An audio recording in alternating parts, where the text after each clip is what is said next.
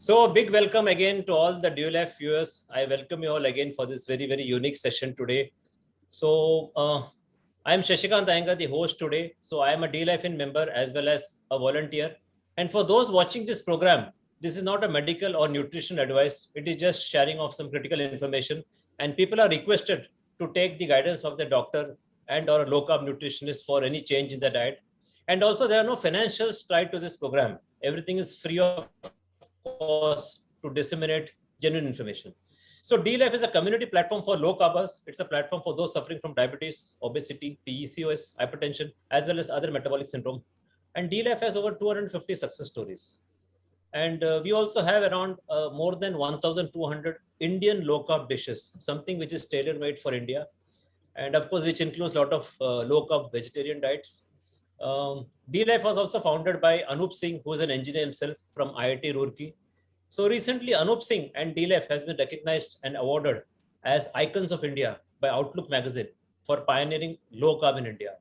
So they also launched a diploma in low carb nutrition for those wishing to have a new career or wishing to help others. So I welcome you all for this special edition of DLife podcast series. And today we have a very special guest from Tasmania, Australia. We have Belinda Fettke. So welcome, Belinda. Thank you very much for having me. It's an honor. Fine. Thanks, Belinda. So Belinda, you can always address me as Shashi in short. Instead of full Shashikant, you can call me as Shashi. And thank you, Shashi. So let me have the pleasure of introducing Belinda. So Belinda began researching the vested interest and ideology shaping the plant-based dietary, or to make it very clear, it is what is called as the plant-based dietary pattern, which is now seems to be discussed world over and even in India. And also on the health guideline after her husband, an orthopedic surgeon, Dr. Gary Fettke, was reported to the medical board by a dietitian in 2014. Unbelievably, he was subjected to a 2.5 year star chamber investigation and subsequently became the only medical doctor in the world to be silenced about talking on nutrition for the rest of his medical career. Silenced from recommending people with weight-related joint issues, inflammation, and complications of type 2 diabetes. Reduce sugar and reduce processed food for the outcome. But why? Unexpectedly, the answer came when Belinda, who was there to support him, him against those who were silencing the science. All these things are buried in the history. So, it's very, very interesting that, we will be hearing, what this case was about and what is the storm which is being raised across the world. And for me, today is a very special occasion because my very first podcast host was Dr. Gary. And now it's a pleasure for me to host his spouse, Belinda Fettke, and who has a distinct, strong identity of her own. And she has done a lot of research, and it's very, very interesting. And in the low carb world as well as everywhere, she's been recognized, to have a lot of. She has exposed a lot on this plant-based thing which is going on. So, Belinda, welcome. Welcome to DLife. Welcome to India virtually. Thank you, Shashi. I'm very excited to be in India virtually. It's very, very lovely. Have you ever spoken to India? No, I haven't. I've been to Indonesia, but not to India. Thanks. Welcome again. So, Belinda, please just tell us about your background. What exactly is your background and from where do you come? So, going right back, I was a nurse in my past life, but I've been a professional photographer for many, many years now. And I watched Gary, as you've interviewed him to begin with. Gary developed cancer in 2000. He was diagnosed with a very aggressive pituitary tumor. And this tumor, he had radiotherapy, he had surgery, and he went on to chemotherapy because of it. And I'm not suggesting any of those things were out of place. It was found at a very advanced stage. And it was really, really important that he get that medical care at that time. But no one ever discussed diet with him. And you would appreciate that over time, he was just eating to the dietary guidelines, which in Australia is very, very carbohydrate based. They call it plant based, but it's actually carbohydrates. It's the grains, it's the cereals. And then you work up towards the vegetables and the fruit, and then finally the meat was at the top. So he believed he was having his 9 to 11 serves of carbohydrates per day. He did like chocolate, but his diet was very, very heavy carb based. And it wasn't until 2009 when they said to him, look, we don't think there's anything else we can do. So he decided he'd start investigating more for himself about cancer and the relationship between diet. He read a book called Sweet Poison, which is written by a lawyer, a recovering corporate lawyer here in Australia. And he suggested this relationship between sugar and cancer. So then Gary went further and found a couple of people in the US who were talking on this subject, Colin Champ and Dominic D'Agostino. So he started doing his own research and looked into this very specifically for himself first. So it was about his health journey. And I saw this man take back control of his health.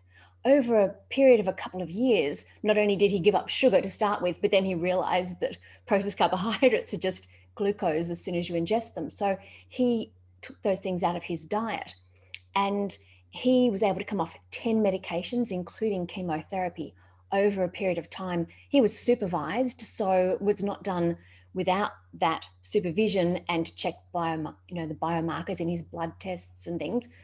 But he was able to reverse prediabetes, improve his blood pressure, gastroparesis, like all of these things that he had that were coming about as side effects of a lot of the medications and the chemo that he was taking for his cancer. So everything started to get better. And to him, it was the missing piece of the jigsaw puzzle in band-aiding sick care. Because as a doctor, as an orthopaedic surgeon in Australia, that's what it felt like, a tsunami of preventable health diseases just coming, and people were getting sicker and sicker. So then he looked, once he'd worked it out for himself, he started to think, well, I'm seeing people who were requiring debridement or amputation of bits of skin and flesh off their feet and their lower legs because of this tsunami of type 2 diabetes we're seeing. And I know it's very prevalent in India as well. So maybe 20 years ago, he might see a patient once or twice a year that required a debridement or an amputation. And by 2016, he was seeing someone in his clinic every single week in northern Tasmania. I mean, that's beyond comprehension. And he was talking about helping people think about what they were eating, reduce sugar and processed carbohydrates specifically, and then consider the health benefits of animal proteins and fats back into the diet, because animal protein helps heal. So he was looking at ways that he could improve the hospital food, which was very cereal, high carb, sugar based. He wanted to include eggs back into the diet and some cheese. And, what can we do to improve the protein and the quality of the protein that was coming through the hospital when he was seeing with his patients who had out of control blood glucose while they were in hospital. So first of all, it really did start off in 2012, 13, 14, recommending patients reduce sugar.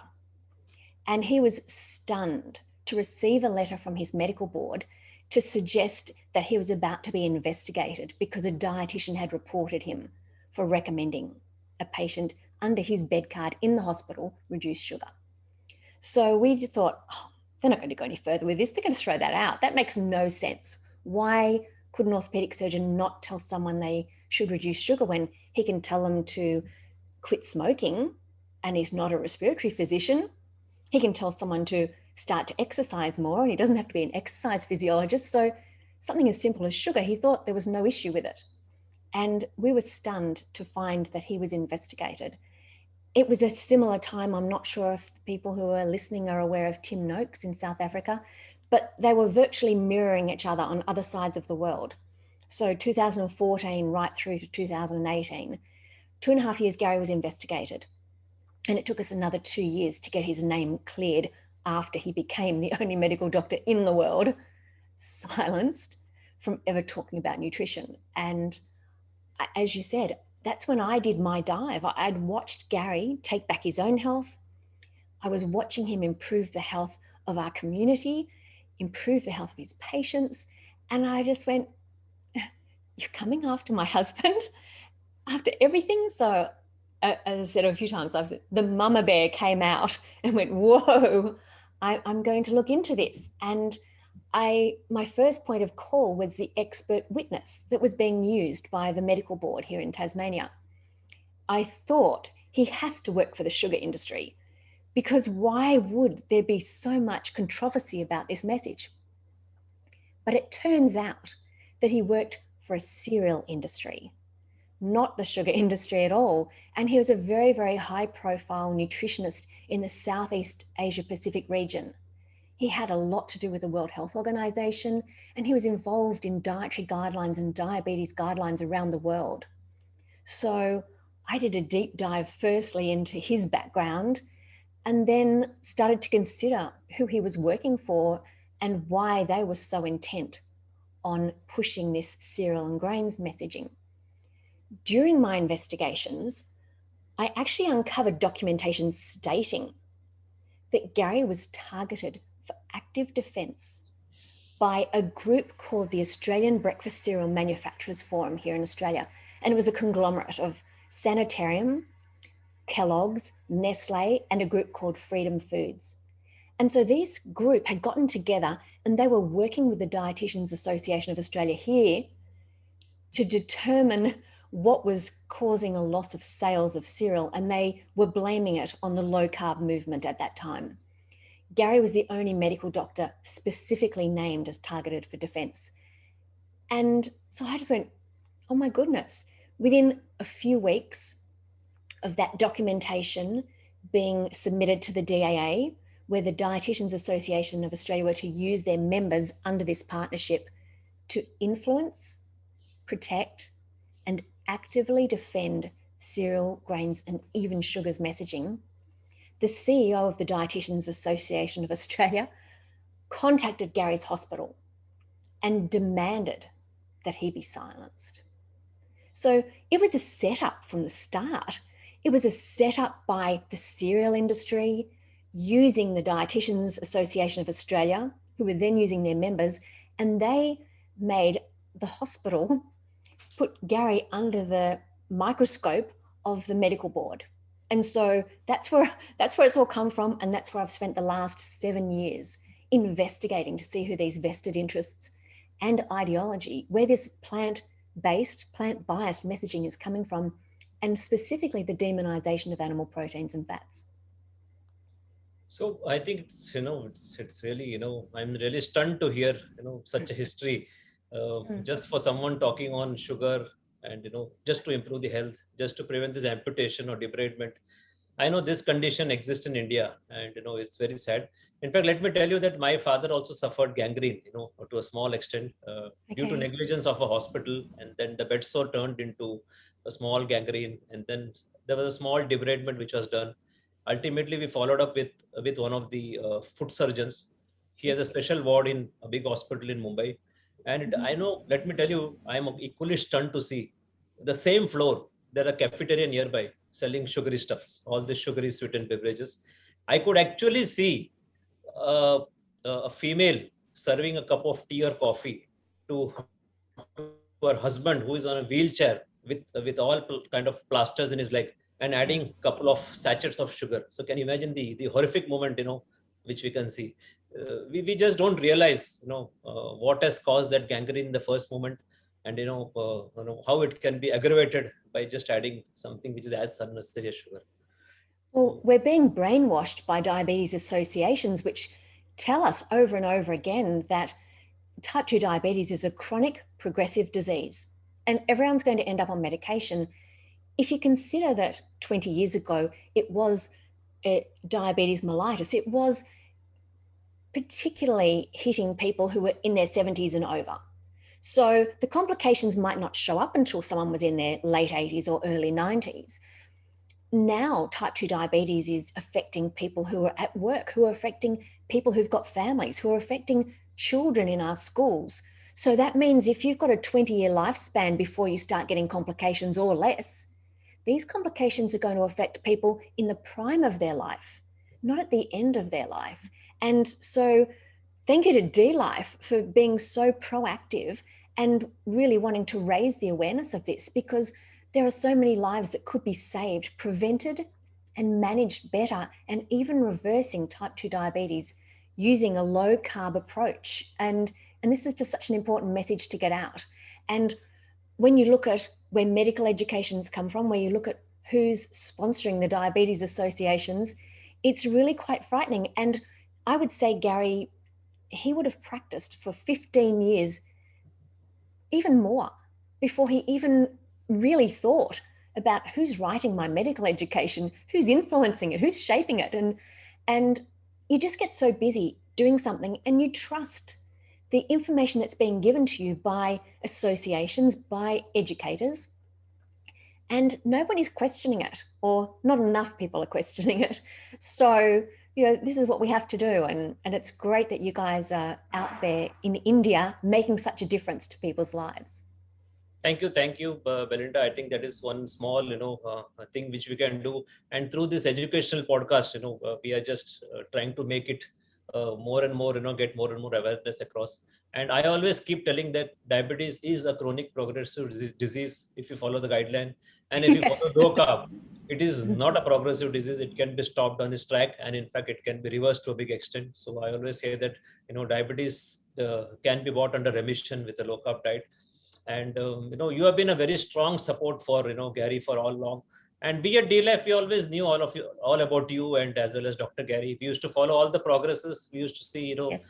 so many podcasts you have given, and all your writings, your website. In fact, while he was fighting in court, we were there in spirit, supporting Dr. Gary. Thank you. And can you just tell me more about the origin of veganism? See, this plant-based thing, ultimately, if a person who represents cereal industry, if he's against Dr. Gary, obviously, there is something strong veganism which is tried, or this plant-based thing. So can you just throw more light on, what exactly is this thing which is going on? Yes. So going back into history, the origins of veganism have definitely come, there's a lot of Eastern origins. And so while a lot of early religions might have recommended a vegetarian diet, or wanting to get rid of some of the animal proteins in the diet, the Jain religion, I believe, from everything I've read, is the only religion in the world that really is against the eating of any animal proteins and fats except for ghee.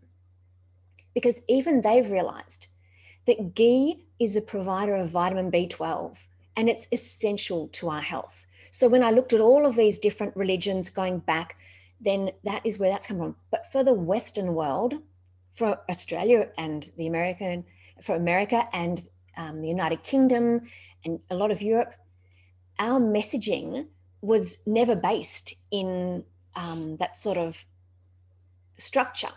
And where it's come from is a Bible movement in the early 1800s. They were called the Temperance Health Reform Movement. And a bit different to the temperance movement of the early 1900s, where they wanted to prohibit alcohol specifically, the temperance health reformers were also very keen to get rid of all stimulants. And it was based a little bit, I would believe, on some of the Eastern religions and caring for animals. So before we go further, I would like to say I am totally respectful of everybody's choice. I'm not anti-veganism, vegetarianism.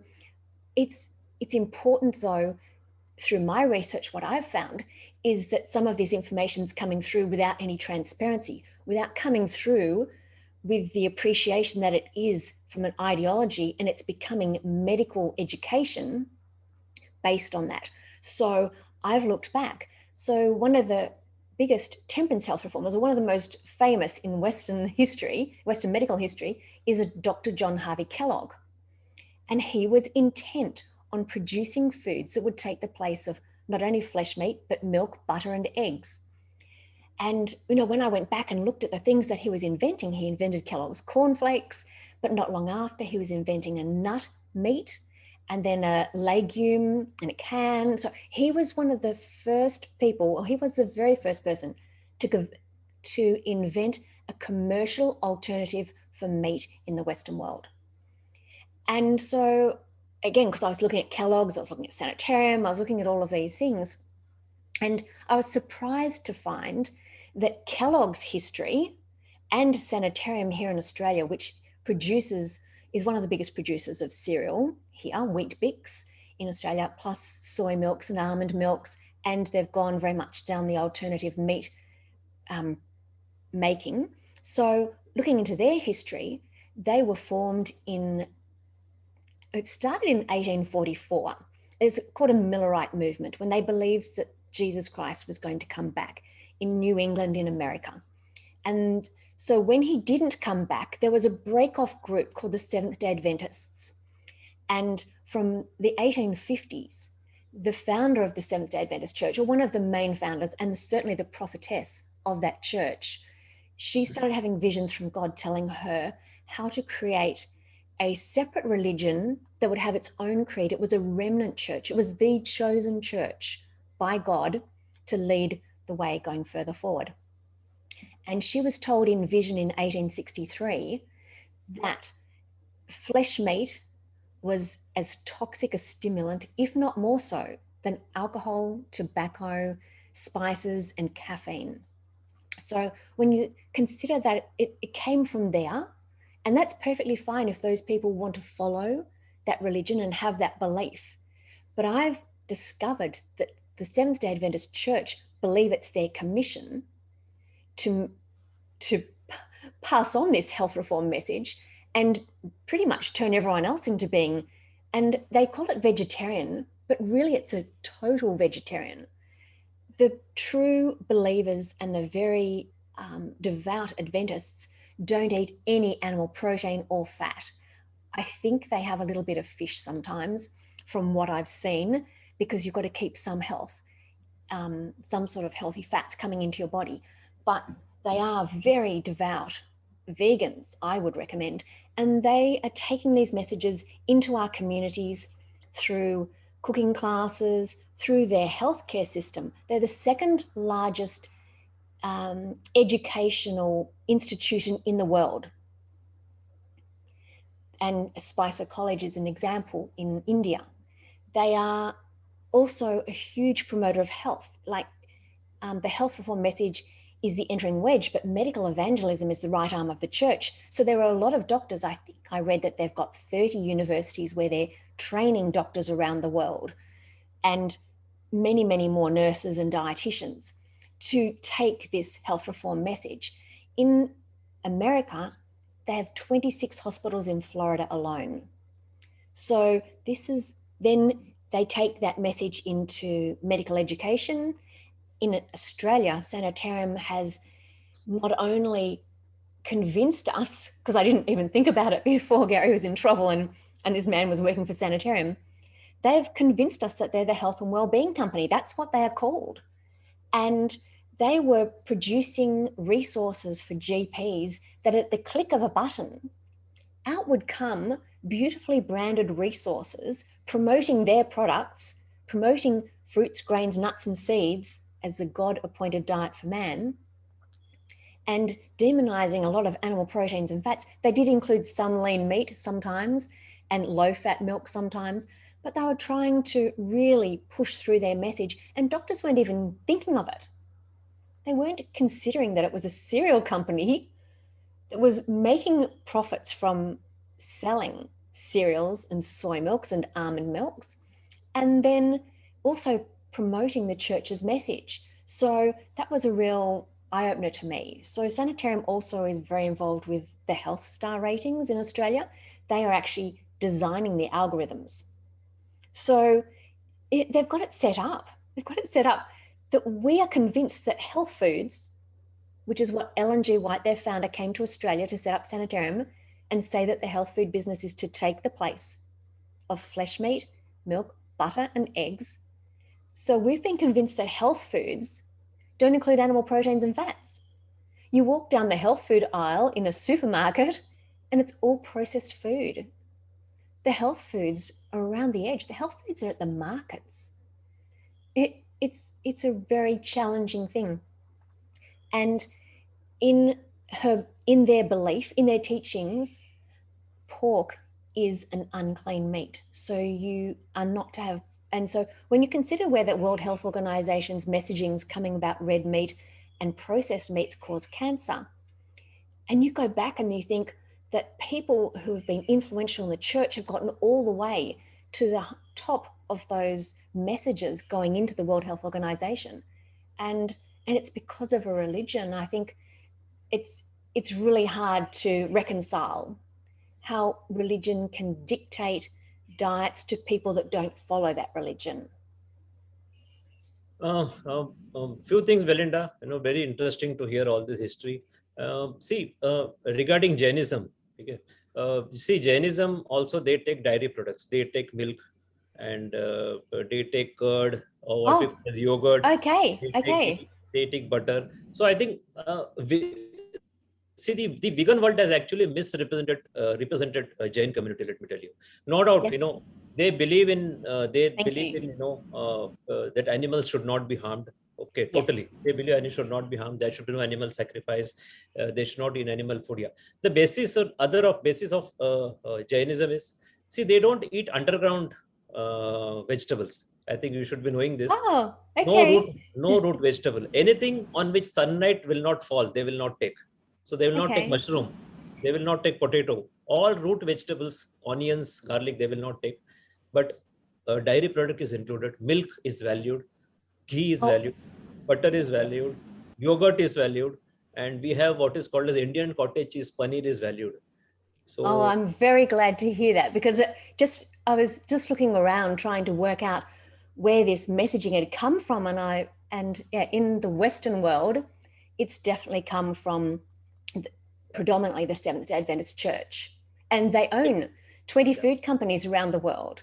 And I think I mentioned to you in a letter, in an email, that Sanitarium here in Australia is selling their soy and almond milks. I think might be one of the largest almond milk producers and sales in India at this time. It's their, I think it's called So Nice, but it's through their Life Health Foods. There are so many brands available. They must be subletting it to various brands, and that's how do you see. Like India, if you really see all the old Harappan excavations, we were all meat eaters, and I think somewhere along the line, we just transform ourselves into vegetarians. But let me tell you, in India, let me tell the classification. Okay, so we have what is called as vegetarians and non-vegetarians. That is how we classify.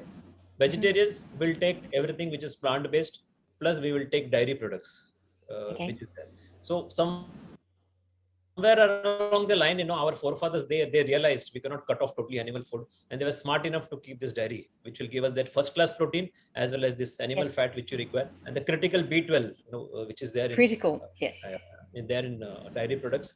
And then we have non-vegetarians. Non-vegetarians means they will have eggs, they will have meat, fish, and then they will have everything, whatever you call. So in that category, we may have vegetarians or lacto-vegetarians. We may have pescatarians, whatever you call. So this is how we classify. So if it is vegetarians, we take dairy products. Absolutely no issue, and it is valued.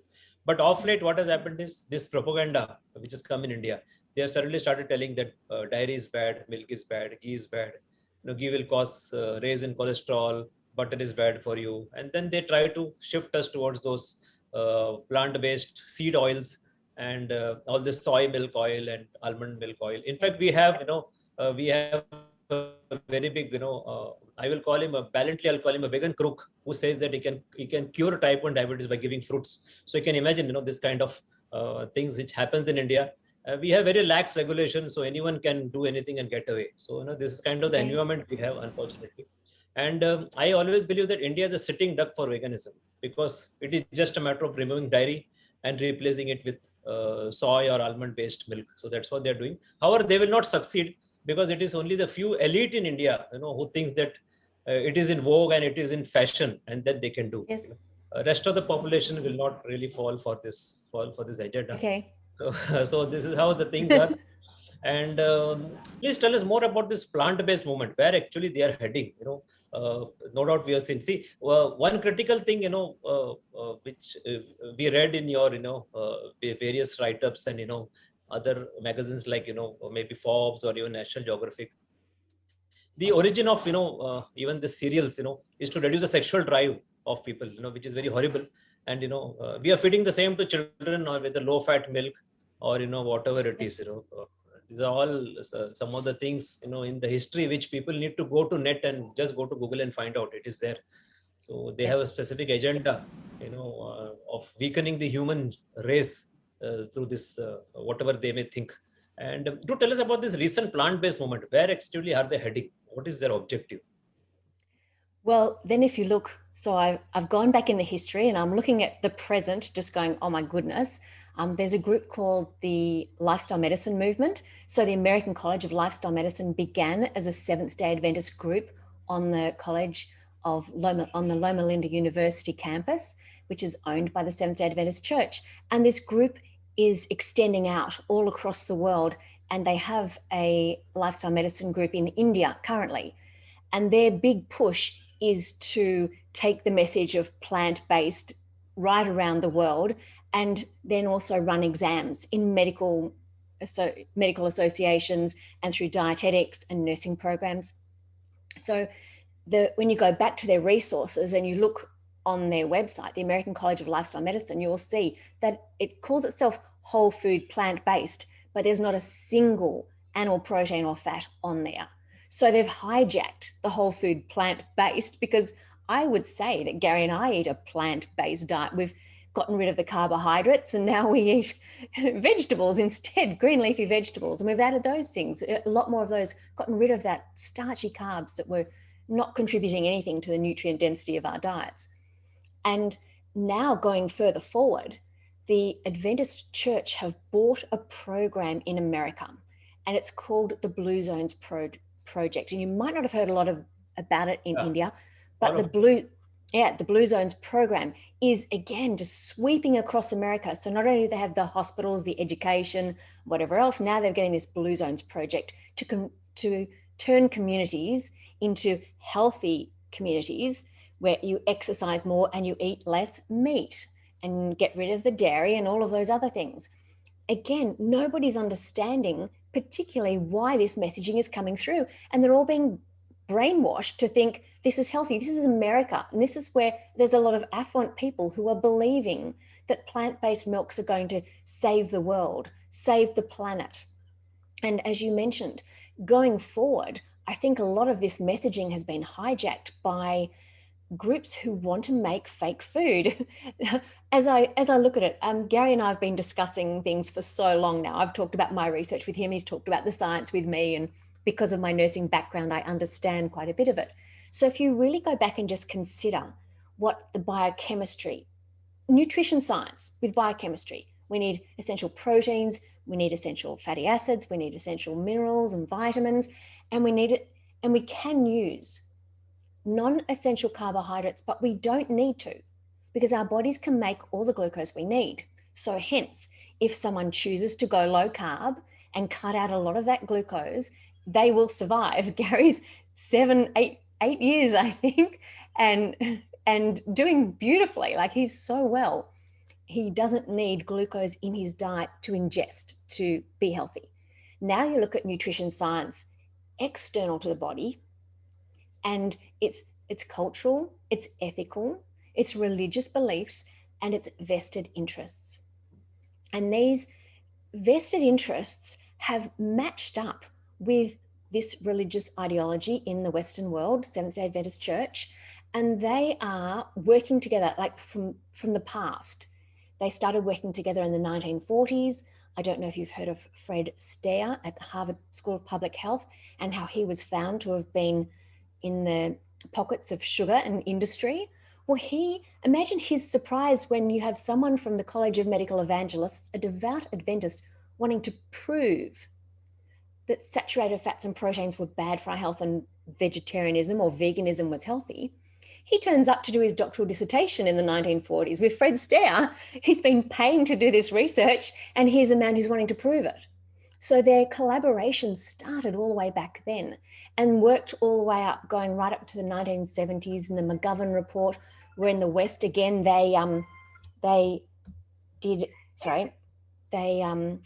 so in the Western world, I have my phone on, sorry. Oh. So in the Western world, then they worked out how they could get into the Dietitians Association and get vegetarianism passed as something that was suitable for everyone at every health age. Then going forward, now we've got these people who want to demonize saturated fats and proteins to enable the food industry to be able to create, to be able to create a fake food industry, fake meats, fake soy, fake, not fake almond, obviously, almond milks and all of those things. And by pushing that, we've now got not only the food industry, but we've got the World Economic Forum. We've got the Eat Lancet, which was co-authored by Walter Willett, who now sits in the Fred Astaire seat at Harvard University. So these people have been developing this plant-based diet, or what they believe is good for the planet. And when you look at the amount of protein that they're recommending, animal protein, it is, I think, 7 ounces of meat. It's not much bigger than a 20-cent piece. It's tiny. And this diet, if you look at it I think Peter Ballastat did a brilliant graph recently and just showed that will cause stunting in the long term. How are we allowing the World Economic Forum to say that the planetary health diet that everyone should be following, Western world and everywhere else, that we should be not eating animal proteins and fats? But when you look at who's sponsoring those groups, when you look at who is involved with them, it's the food and pharmaceutical industry, it's the biotech industries, it's these groups that are going to profit from us not eating animal proteins and fats. And the soil, our planet will fail because we actually need animals, ruminant animals, to be putting carbon back into the soil. We need them to be fertilizing the soil. We don't need chemical fertilizers. So it's a really big space to go forward. And I think it's something we have to be challenging and questioning, and not necessarily just believe just because the World Economic Forum and these 37 scientists from the Eat Lancet Planetary Health Diet say that we should be eating this. We need to challenge them and question it. I think these big corporations are now behind this. They have suddenly found a new market for meat replacement, and God only knows what it all contains. It contains 20, 30, 40, 50 ingredients, and they're how to make profit. All this jet set, flying billionaires, suddenly they are touting that animal meat is bad, and then you have to take this, while they themselves must be taking animal meat behind our back and fooling us. This is the kind of thing which is going on. People should realize that most of these corporates who are now trying to push all this fake meat thing will actually themselves will be taking it, but they are just pushing this junk to the general public who are just not aware, and they're out to make they are out to create a different market for themselves. From zero they can make 1 billion, 2 billion, 3 billion, whatever they want. I think you're doing a right thing by exposing everything, and trying to bring the public attention to all this nonsense which we're having. And what is your few thoughts about this, this thing on climate, how these cows are affecting our climate, and how this plant-based thing can be actually be beneficial for climate. So this is a hot topic which is discussed, and I personally think that a lot of youngsters are being drawn into this thing without them realizing that they are actually supporting a wrong cause. So what is your few thoughts on this? I totally agree with that, Shashi. And I think when you look at the marketing, and it definitely is targeted to young people to save the planet, and meat must be bad and dairy must be bad. They talk all the time about how much water raising animals takes. And when you look at Australia and you look at our map and see where a lot of the grazing animals are, they're in the desert. They are eating natural vegetation, relying on rainwater. They're not being fed water like a lot of the crops are that use a lot of water, especially almonds. Where our Murray-Darling River here in Australia is suffering because of all the irrigation going to the almond industry. So it sounds good, like it's easy to blame animals for the problems that we've got. But when you consider that maybe they're not the issue, then you've got to say, well, as you say, what about the billionaires that are flying to all these Davos meetings and their private jets? And what about, Gary and I were stuck in a massive traffic jam a couple of years ago, not since the last 12 months, but a couple of years ago, massive traffic jam. We would have been in it for nearly 2 hours going half an hour, and look out to the side and there were maybe, a few sheep out there and whatever else. So you think, how can you possibly be blaming animals for climate change when you see what people are doing? So moving forward, maybe we do need to be more conscious of how we are supporting industries. And in my mind, the processed food industry isn't just creating processed food. And as you mentioned before, the impossible food is 14 patents. Now, that's not real food.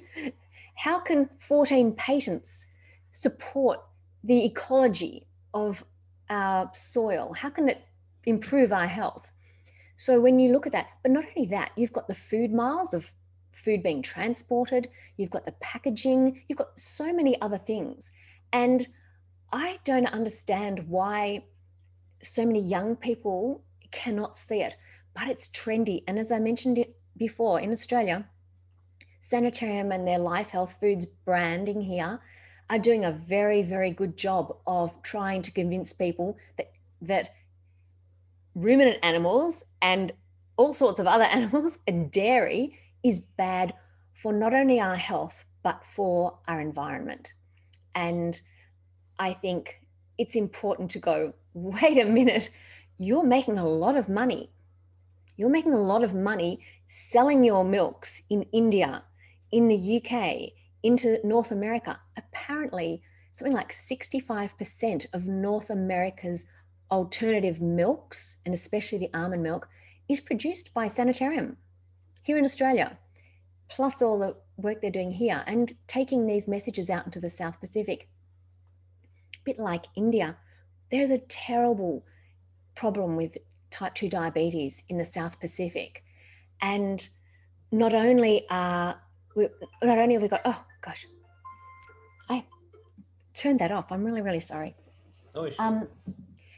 So not only have we got people in the South Pacific being given these messages, so Sanitarium has taken in actual programs into the South Pacific where they want people not to eat any meat, any dairy, any eggs, just anything at all, and just eat processed food and plants. And you look at the recipes, like you mentioned before, so high, the sugar, the glucose content is 30 odd teaspoons. And how can that possibly be? We're really going to struggle to see any turnaround in type 2 diabetes with those sort of diets, and the health of not having any vitamin B12 and all the other essentials that come with the dairy. It's just mind-blowing. No, it is really sad, because even in India, I see that a lot of youngsters are actually influenced, because I think they are believing in, catch them early so that, this thing can go on for, next very, very, very generations. So that is how they believe. And they are making quite inroads in India also. So that's why, we thought, we will discuss something. And how about, you on red meat? I think to viewers, let me tell you, while we are discussing red meat, I'm also vegetarian and I Yes. don't eat red meat. But however, I believe that people who want to have and whose religion permits, they can as well go and have. So we are in no way influencing any dietary pattern. So we are just discussing what people are supposed to know. So Belinda, what is Yes. your view on this red meat?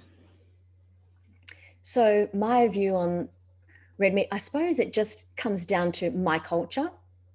In Yeah. Australia, our culture has grown up eating red meat, and it's been a part of our culture for a very long time. I've looked at those blue zone cultures and had a good study. Weston A. Price was a dentist who traveled the world in the 1930s and 1940s, and he looked at Indigenous communities that hadn't been affected by highly industrialized flours and oils and everything else, and their jaws, their teeth, their body structure was just so good. And it wasn't that they didn't eat plants, it was just that they included animal proteins or fats in their diet as well. And he said there wasn't a single one that he found that was healthy that wasn't eating animal protein or fat in some form. And so I looked at these blue zones that they've been talking about, and you go back, you look at Okinawa, it's like it's in the middle of the sea, it's tiny. And there's no way they weren't fishing. It's a tiny little island, it's a little island in the sea. So I really struggle with this push of the blue zones, which is being run in America, because they're suggesting that it's 95% plant slant, and really encouraging people not to eat any dairy or animal proteins, or having any dairy foods even, to get the protein or fat from dairy. You think, I don't understand where they're blurring the lines of what truly was the diet in some of these historical places of longevity, and this fanciful world that they're trying to make us believe is actually what people ate. So I think you can be very healthy as a vegetarian if you're including animal proteins and fats in your diet. And we have friends who are vegetarian and they really do very, very well. And it's about a whole suite of lifestyle changes as well. It's not just the diet, but the diet is a huge part of health. And we've not been led to believe that for such a long time. In medicine, as Gary says, they're taught to band-aid sick care. You don't consider how to prevent things. There's no time to prevent. You have people presenting to you who are sick. Oh, they'll need this, they'll need that, surgery, medicate, do this, do that. The system is set up not to provide that information to people as well. So it's a challenging place to move into. And that's why groups like you, Low Carb Down Under here in Australia, other groups, and starting to help the community and support the community, because a lot of doctors don't have the time. It's a great place to be. But I truly believe, from everything that I've been reading, totally removing animal proteins and fats from our diet is going to be detrimental. Sadly, yes, that's what we see. We keep looking online when we see, totally people who have got off animal fat or protein. They're highly sarcopenic, and it's really we keep hearing people falling down and breaking their bones, multiple bones. We all know who this was. We don't want to take the name. So so some going back, we on the climate thing, there were a lot of ridiculous thing like cow farts are raising the temperature and all. It is just figment of someone's imagination that that they don't realize that the fossil fuels are actually the biggest contributor of the climate change, and this is how we are fooled. And coming back again, about the point you mentioned, it's really funny. That is how the system is, as a band-aid and then as a pill. Sometimes I say that I say that a veterinarian doctor is very good, because the moment you take a sick pet to the veterinarian doctor, he or she will ask, what did you feed it? Exactly. while our regular doctor will immediately prescribe some pill without understanding the root cause. That is how, I don't blame them. That is how they're trained. It's how they're trained. It's honestly how they're trained. So, And getting past that is a really big hurdle. And unfortunately, the plant-based group have worked this out, that medical education needs to change. And so they're the biggest proponents of trying to get nutrition into medical education. But it's I say it's the move more, eat less meat. Like, honestly, it's not the ones that are advocating for changes in medical education are not the people who eat meat. It's becoming a vegan agenda, and again, taking that climate messaging into doctors, making them feel like they're responsible for more than just the health of people. And as some of my research has uncovered, both the expert witness in Tim Noakes's case and the expert witness in Gary's case were both at a meeting in 2005. I think it was the Gießen Declaration in Germany. And that's when they decided that a dietitian, that nutrition had to encompass planetary health, not just people health. So this man and this woman who was on Tim Noakes's case, they were part of this group that determined that planetary health had to come into being. And as you may be aware, Nina Teicholz was commenting on that nutrition coalition group that she organized to try and challenge the guidelines that were being created in 2020 in America. and looking at the people, the vested interests, and the religious ideology that were in there shaping those guidelines. And the man who was a Seventh-day Adventist, he was actually on the committee that was determining how many, or the composition of saturated fat, the caps on those saturated fats. And when you looked at that committee, it was like, oh my gosh, they're all in it trying to get zero caps on those saturated fats. They're trying to get rid of saturated fat. He has done a lot of research as a very highly recognized researcher. And he's done a lot on getting rid of animals out of our diet, getting rid of dairy, getting rid of all of those things, and nuts. Well, nuts are quite irritable to a lot of people, and they're very highly caloric. And so you can make bars out of nuts, you can make fake meats out of nuts, you can do all of these things, but you can't get vitamin B12 from a nut. So yeah, where are we going and what are we looking at? We're about to have our dietary guidelines reviewed here in Australia, and Gary and a couple of others are working very hard to, or many people are working very hard, but they're really trying to get this group together, a bit like the Nutrition Coalition, to say, how can we challenge this? How can we make sure that all the research is being looked at? The research that Verta Health is producing, showing how low carbohydrate diets are not only healthy, but sustainable, and that people can keep eating that way and maintain their health. So I'm not sure what research is being done in India. I hope it's also being done there. We haven't got a lot here in Australia, but I know that Diet Doctor is collecting information, but Verta Health is certainly really pushing this area, and that's what we're going to have to rely on. We think people have been eating this way for a very, very long time, yet suddenly we have to have a study to prove that it's healthier. And when you look at a lot of the studies that are done by the vested interests, they put the low carbohydrate arm up around the 45%, which is pretty much the standard diet.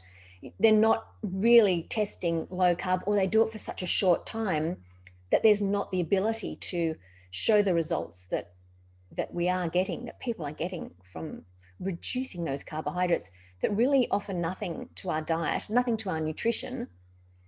It's just empty calories, a lot of the processed carbohydrates that we have been eating in our diet. Very interesting. And in fact, we had Nina Teshaws last week. We had a podcast with her, and she was actually mentioning you that you will throw more light on this, the plant-based movement which is there, and about red meat and veganism. You have made extensive research and discovery on this. And in fact, Nina has also tweeted something today about how avocados, they take up a lot of resources, a lot of water, something again. And almonds, we know. And down in India here, sugarcane industries, sugarcane fields are some which are water guzzling, and so are rice and wheat. They're all rice. I'll say paddy, wheat. They take a lot of water. But of course, rice is the main sustenance. So I don't want to say anything about this. But something you can avoid is sugar. Sugarcane. It is just ridiculous. And in fact, today in India, we are facing a surplus production of sugar, and they don't know what to do. They are unable to sell more, so they are trying to find out if they can make ethanol out of it. So these are things which are going on, and so this is how it is. They don't realize that this takes up a lot of resources rather than those cows or cattle. The harmless and mute creatures are actually being targeted for something which is not their fault. And this is a funny thing which you find is, all the traditional foods are being questioned, and all the modern processed food are actually not questioned at all. It is taken for granted that cereals are good for health. Whereas when it comes to butter or ghee or red meat, which was used for ages, and then they will start questioning them. It is such surprising and ridiculous, and especially this ridiculous vegan propaganda, which equates red meat with smoking. It is so ridiculous. I think think they're not read any of those studies where the hazard ratio is not even 1 for red meat, whereas for smoking it is 30 or 40. So I think it is surprising that, very top qualified people like, president of AHA will also say that, people who are not vegan have not read the studies. So in this podcast, let me tell him that he has not read the studies, or he doesn't know how to read those hazard ratios. Let him go and read a simple thing like hazard ratios, and then, it's a challenge from my side. I am a small person to throw the challenge, but however, go and find out what it is. So very nice, Belinda. It is really, with you, we can go on discussing for, for another 8 hours. You have so much stuff with you. And what do you think about India and its vegetarianism? What is your thought process? Well, again, I'm very respectful of culture and ethical beliefs. I also think it's where people are situated on the equator. What diets are considered healthy. But in my mind, the polyunsaturated seed oils, they should not be taking the place of animal fats in any way. Like, there's no need for them. And Gary said they're like a match. They're the ones that are really contributing a lot. So he has a bit of a saying that, what is it? Carbohydrates make you fat. Carbohydrates make you fat. Sugar makes you fat. Carbohydrates make you sick. And then the polyunsaturated oils are the inflammatory oils that just combust the whole lot. And so if you are being recommended to replace your dairy fats with polyunsaturated oils, to cook with a seed oil instead of ghee, then that makes no sense whatsoever. Someone is profiting from that. It's not about health. Then you look at, and I again, with the soy milks and the almond milks, I think there's so much more profit to be made, and they've got longer shelf life, and there's a whole lot of things. It's about industry, and it's about power and taking away the ability for people to be able to look after themselves. So for really small communities that may have an animal that they're relying on for milk, to then be told milk's bad, you've got to get rid of that, then they have to buy those products in, those packaged products, and then you get into that whole stage again. I think that they're wanting to control our food supply without being alarmist and whatever else, and that the more we challenge and kick back, the better. And it's about our health. That's the most important thing. It's your health, it's my health, and that's what we've got to look at. And are these people really interested in our health, or are they interested in their belief system or profits for their pockets? So thank you for having me on and for giving me an opportunity to share my research. So for the viewers, just to sum it up, the discussion today is, we should be understanding what is the history of veganism. We should be understanding our own Indian culture. Though we are vegetarians, in no way we don't want to change. We don't want to change any of the belief. We can adjust. In fact, if we can adjust low carb through vegetarian diet itself, we can have a lot of fatty protein foods. Fatty protein, I mean, we have paneer, we have cheese, and we have yogurt or curd, which we say, and maybe some quantity of nuts we can have. We can have almonds, and then the ubiquitous Indian's contribution to the world, and that is ghee. Ghee is something which is India's contribution to the world. Yes, I love ghee. It is highly prized in Ayurveda. Please don't believe this propaganda that ghee is bad, ghee raises cholesterol. It is all some junk notion. Ghee is excellent for us. Butter is excellent for us. And as Dr. Gary would always say, sugar, carbohydrate, and seed oil. If you're able to control these three factors, we'll be able to progress very well. And we should be understanding that there's a big propaganda behind all this plant-based nonsense which is going on. They want to push industrial processed food like soya milk or almond milk or those fake meat. Please stay away from this. If you want to have a healthy snack, please visit the nearest chana wala, sitting somewhere on the street, and have some chana or peanuts which he sells, rather than going out into this fast food snacks and having these fake meats. Please avoid them. and go for natural food. Have some cheese if you're hungry, and don't have this junk fake food which is being touted as healthy. And absolutely, the soy milk or almond milk, they are very good in grocery shelf or supermarket shelf, and let them stay there. Let them stay there as a good decoration. Please go and buy real milk from your nearest milkman or doodhwala, as we say in India, and have milk without any fear, and have ghee without any fear. Drop and all these oils are all very good oils for door hinges, for oiling the door hinges. So please use them for oiling door hinges. And for cooking, please use ghee, butter, and coconut oil, which you always advocate. So the simple message is, don't fall for propaganda for anything. Please look back our past history, see where we were. Yes, And as Belinda was always mentioning, earlier, these were all diabetes, metabolic syndrome were all what is called as retirement disease. But now we see it's coming in productive age, where at 30, 35 when people are not even married, they are getting diabetes. So you can imagine, what will be the fate which falls on the offspring, and another 10, 15 years, complications will set in. So please get serious about controlling diabetes, and adopt low carb, chuck away all this sugar and refined grain oil, get back to ghee, butter, and don't believe all this vegan propaganda. Thank you, Belinda. So Belinda, I'll open up for question and answer. Okay. There are just few participants here, so I'm unmuting, and they have the option of starting video also if they want. So audience, you can, if you have any questions, you can ask Belinda. Yeah, Bhaskar Rajgopalan, you want to ask something? Yeah. No. Yeah, Go ahead, Bhaskar. Raj. Go ahead, Raj. No, I just wanted to sort of acknowledge Gary and Belinda for taking this up. I think it gives a lot of strength for us to sort of even contemplate things like this. So I just wanted to acknowledge that. Thank you, Raj. Bhaskar, sir. I just want to thank Belinda.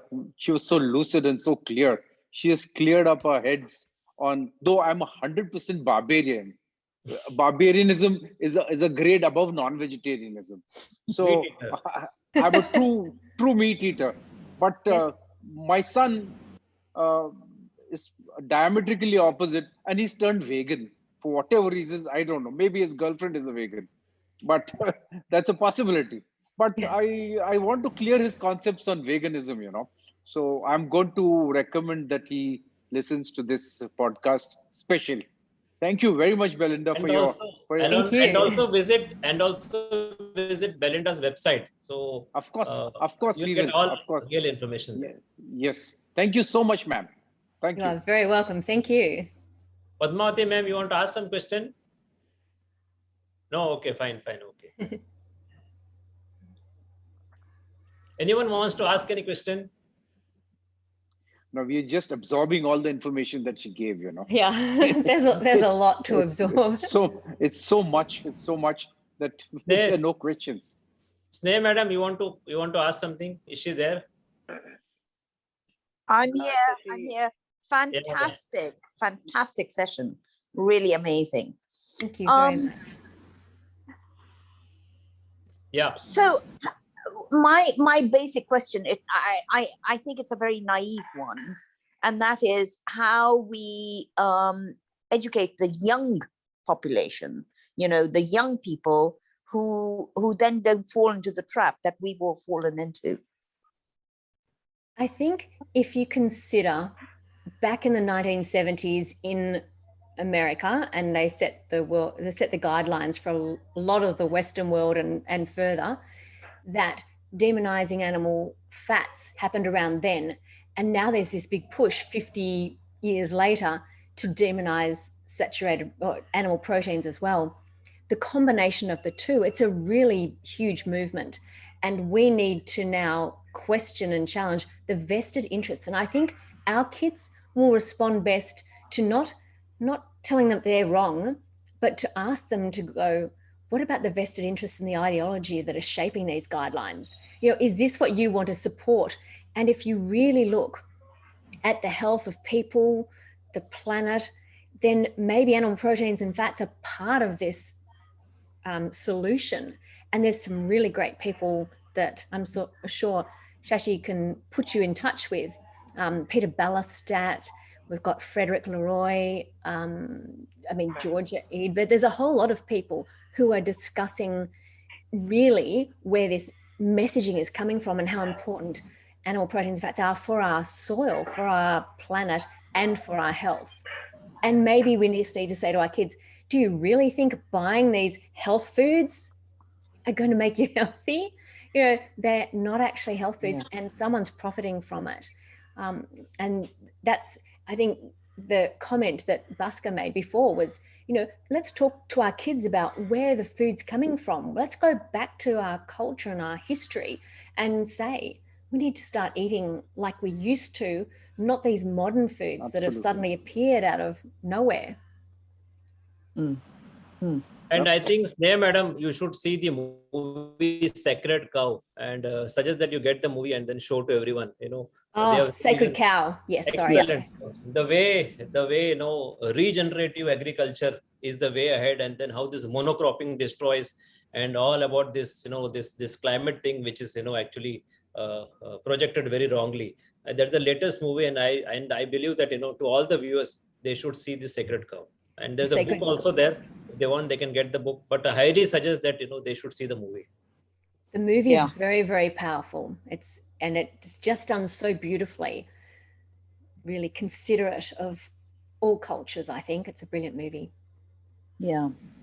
I'm just so frustrated because having gone through, having kind of learned to heal my own body during this lockdown period, and now seeing the results, from kind of tiny little changes to big, huge changes, Yes. It's just so dramatic. And when people see me, people who knew me before and who still know me now, they can't believe. In India, particularly, the first question that's kind of asked is, are you all right? Yes, I'm absolutely fine. No, and then the next thing is, well, you look very tired. Well, actually, I'm not very tired. I actually am fully awake, more awake than I've been in the last 20 years, and then they want to know, so how did you lose all this weight? And I tell them, and you can kind of see that tire around their belly, so that there's some kind of insulin resistance going on there, and then you try and tell them, well, this is one of the ways of taking care of this, but they don't want to do it. I really don't understand, but they really don't want to do it. And No. I just don't know how one can make them go away from these carbohydrates, because it is killing them. You must listen to this. I think a lot of people are very, very addicted to the carbohydrate. There's Jen Unwin in the UK has been doing a lot of work, Bitten Johnson and different people, about the concept of food addiction and carbohydrates. And I think that would be the hardest thing for people to give up. And I think they fear it. They think, well, it's like grazing all the time. And when you start to include healthy fats, dairy in the diet, when you start to eat whole foods, you're not as hungry. You don't need to be eating all the time anymore. And you see the changes, as you said, you see them quite quickly. So how do we maybe just make incremental changes? How do we just stop people eating cereal for brekkie and make that a start to say, what else can we do to eat for breakfast so that we're not supporting conglomerates that are making a bucket load of money from very poor quality food sources, and start there, I think, is a really good way. When Gary and I started a group called Nutrition for Life, 2014, I think it was. And we gave it to the team in 2016 because the medical board would not stop coming at us. And it was just getting too hard with all the investigations that Gary was trying to deflect on one side, let alone try to run a business too. So we gave it to the team and they're doing really, really well, seeing great results. And Gary can still continue to refer to them.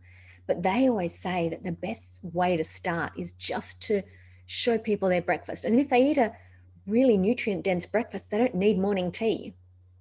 Yes, yes. And then yes. you get to lunch and then, okay, this is interesting, you know, how I'm starting to change, and maybe even that fasting at night. So you stop eating, say, by 7 or 8 o'clock at night, and then try and put out that next meal. Gary's never been able to do it because he operates very long hours.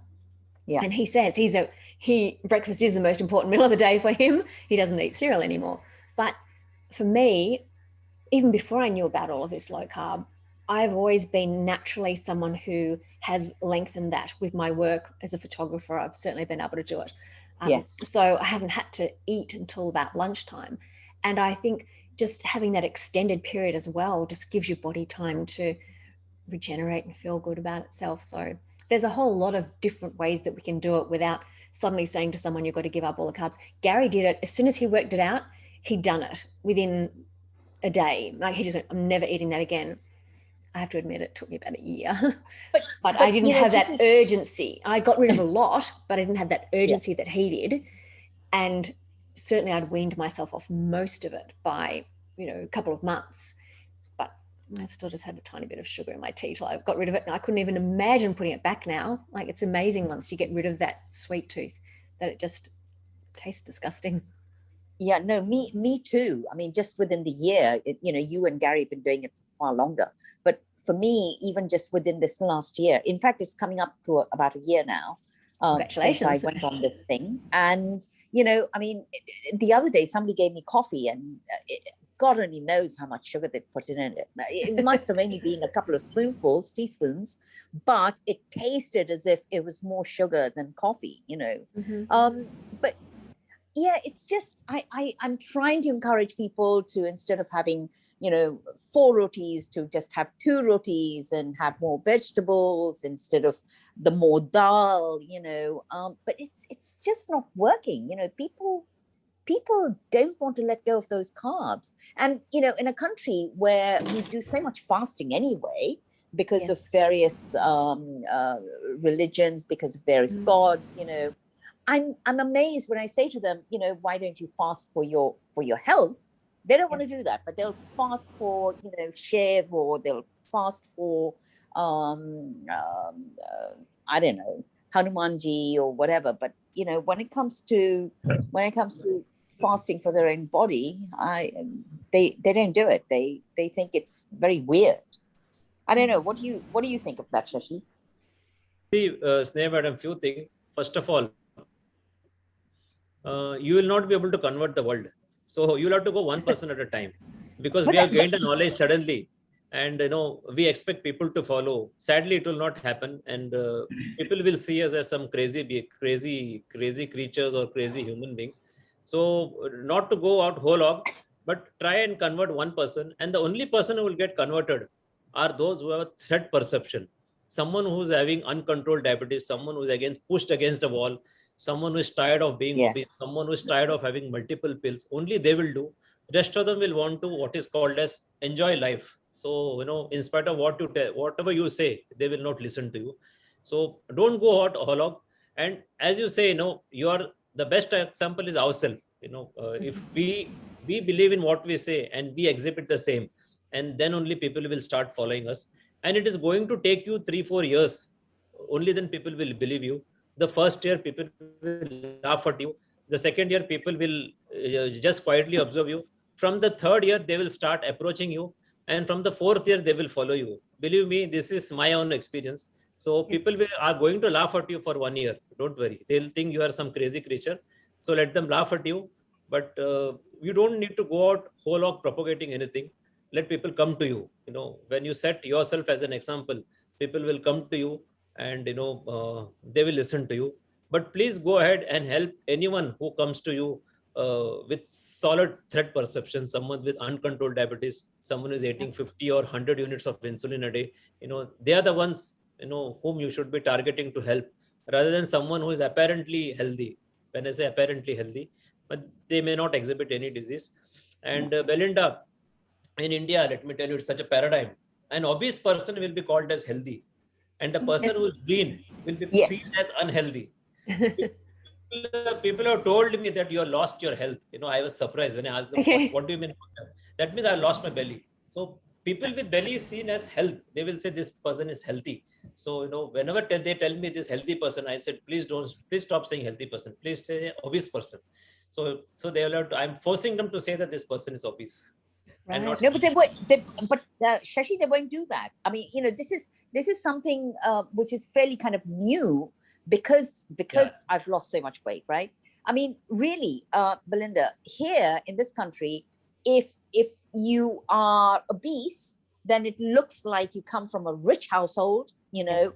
where there is no food prohibition of any kind whatsoever, and actually wrongly kind of people assume that they must be living on ghee. Well, actually, they're not living on ghee, because if they were, Yes. they wouldn't look like they wouldn't look the way they do. But I mean, I just go around these days saying, no, I'm well. Even before they say anything, I say, no, I'm well. I'm absolutely well. Because I don't want to hear this thing about looking so tired and looking fallen, and it's that's the interesting thing about different cultures as well, and different perceptions of people.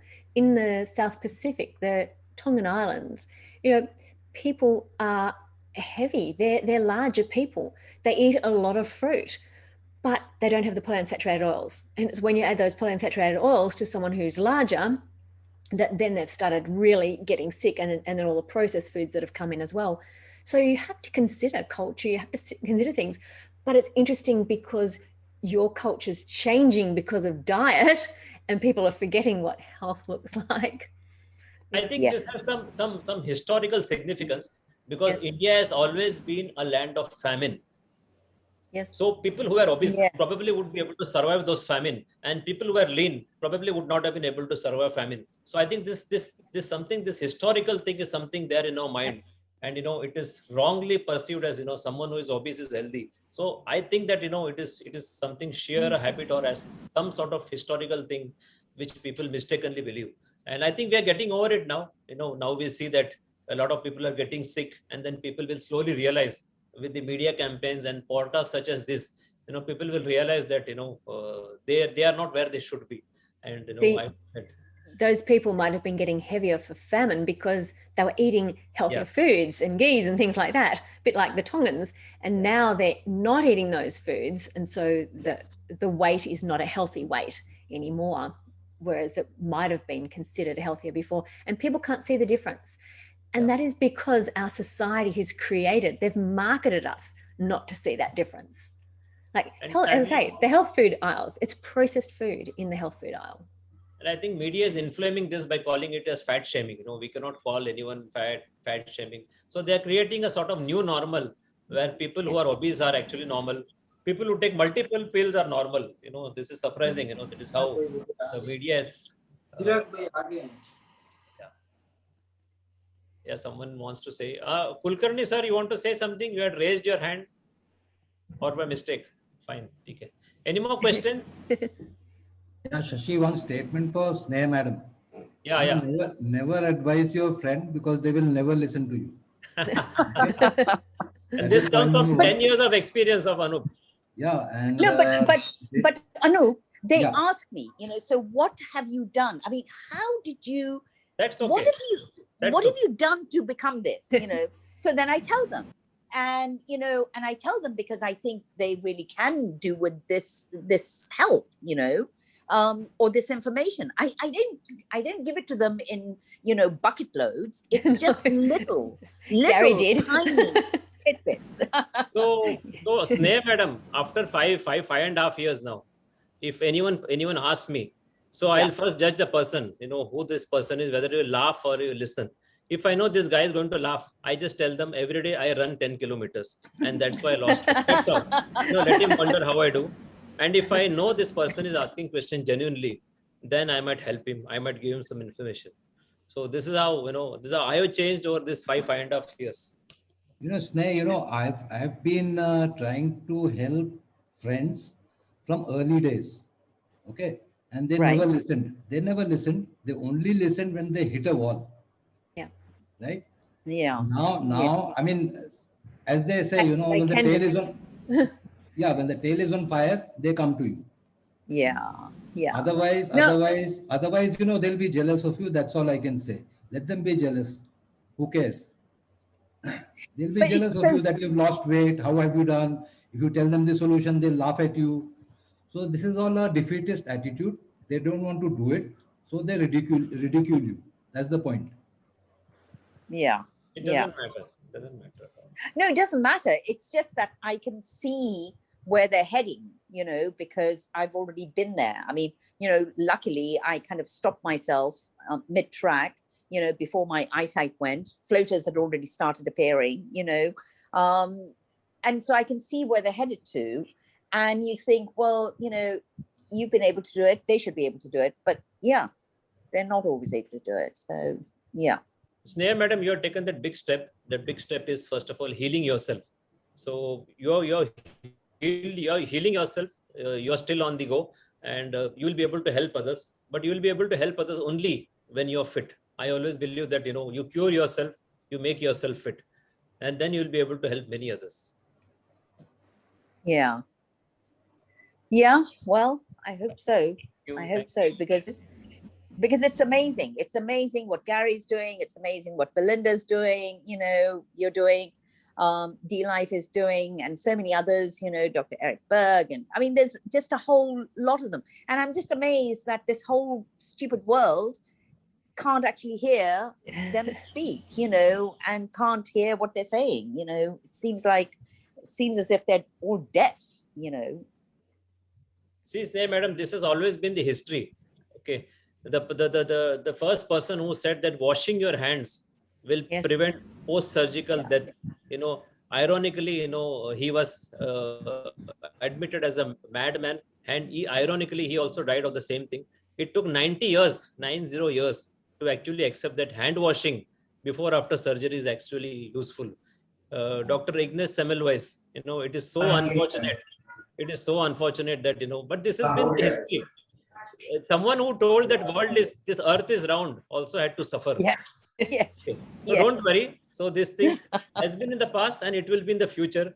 But people like you, me, Belinda, this whole D-Life community, we are there to help others and guide others. Those who are there to take help. For rest of them, yes, God help them. Really, God help them. I mean, really, God help them. Oh my God. Yes. Gary, when he first worked all this out, he said to me, "Oh my gosh, Belinda, I'm going to go and tell the Premier of Tasmania, I'm going to go speak to the hospital, I'm going to speak to this person, that person. Type 2 diabetes won't be here in 2 years." Oh, yes. And then we worked it out. There were a lot of vested interests that did not want his information known. He honestly believed he'd stumbled across, and then we found out that this has been talked about for so long. And Jan Vidovic, I don't know if you've seen, Shashi, that he posted a paper that he found from, I think, the 1930s, but it could have even been earlier, where keto was being used in the management of type 2 diabetes and type 1 diabetes before it was even used for epilepsy. Wow. Same doctor who designed it, but then insulin was invented. So once medication was invented, then people said, well, we can't control this exogenous insulin, so you have to eat more to make sure you don't have a low. And that's what This dates back to 1797, John Rollo, where he has used meat. Yeah. Okay. Amazing. It's just gone back so far. 200 years. Think, oh my goodness. 200 years. And we still don't know. But this is how it will be. Don't worry.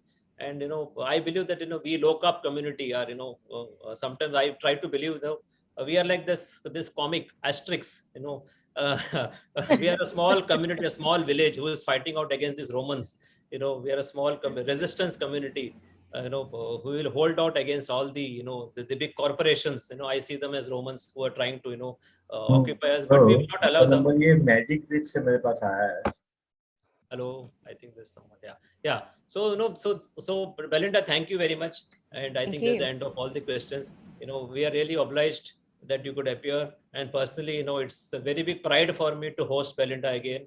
One more Fettke. And, you know, we look forward in future, you know, maybe you can come again in this platform and share more updated information or any specific topic, you know, we can guide. We can always talk. Thank you, Belinda. Well, I really appreciate it. And thank you so much for joining us all today. Thank you. Thank you. Thank you. Really Bye. great. Fantastic. Thank you, Shashi.